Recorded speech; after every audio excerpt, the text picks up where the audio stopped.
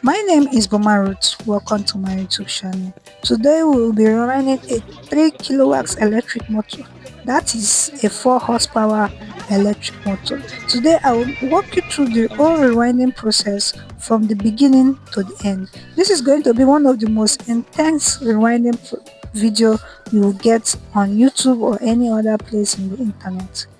So I want you to make sure to hit that subscribe button for the notification for every time I get drop a new video so that I never miss any remaining tips or tutorial. Let's proceed. The motor has been scrapped. During scrapping, we make sure to count the turns, how many wires are turned, and we make sure to weigh the amount of coils. This came out a total of 5.5 pounds weight and the standard wire gauge of gauge 20.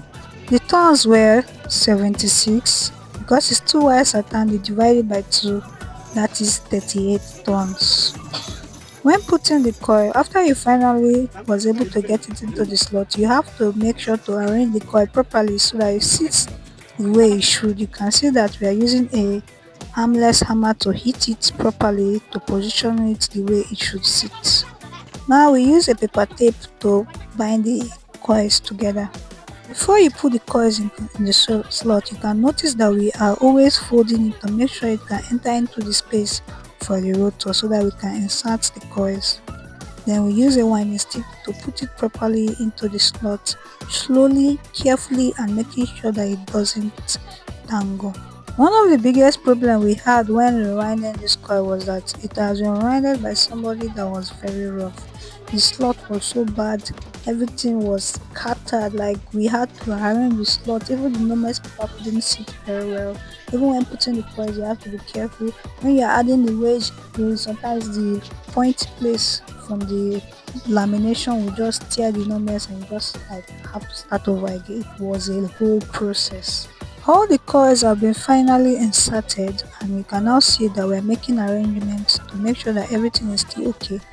You try to make sure that the back coil, that is the U face, is at the same height as the W face, which is the very last coil. You can see how he's washing the coil, measuring it and making sure that it's equal and not exceeding the lamination of the motor because that would cause it. But do you know the funny thing about this? After the coils have been successfully placed in the slot, we tested one of the coils and it was eating. What? This is a very big problem.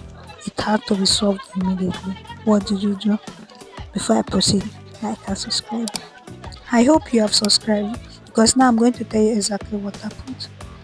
One of those sharp pointy points in the electric motor, the lamination, actually punctured the wedge, the Nomex, and it was eating the whole of the coil. It was a lot, like we had to look for it, we had to know exactly what happened. And not only that, one of the Nomex broke, like as we kept hitting the coils, it has broken the Nomex. That was another problem. But that was an easy fix because we just used 4 minutes gum, point to that place, and it was okay. But this point that was the pointy place that broke the Nomex, we were looking for it and we couldn't find it. It took a lot of time and focus, but we finally got it and the coil was ready. The back of the coil have been separated and now we want to separate the front of the coil. As usual, you are trying to separate each face, U face, V face and W face. Now the connection in this electric motor, which is a pump, a sewage pump, is an easy connection that is available almost anywhere, but you can easily get it on my YouTube channel.